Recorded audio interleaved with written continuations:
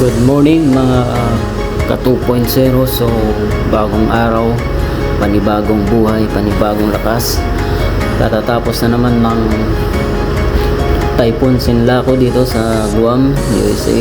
So maraming salamat at iningatan tayo ni Lord sa nakaraang typhoon na dumaan dito sa atin, at hindi niya hinayaan na madamage yung aming lugar, yung aming tinitirahan, yung aming trabaho.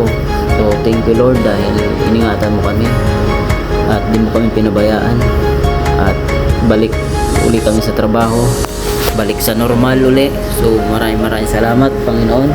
So ayan nga guys, kung isa kang content creator, hindi po tayo pwedeng sumuko, laban lang po, at nawa ay maging motivation tayo o maging inspirasyon tayo sa ibang content creator at ibang mga kababayan natin na huwag tayong panghinaan ng loob.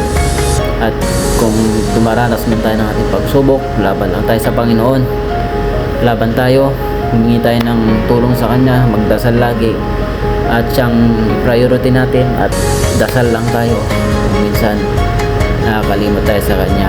Kaya so huwag po tayong panghinaan ng loob, lagi lang tayo magpupush kay Lord. Prayer.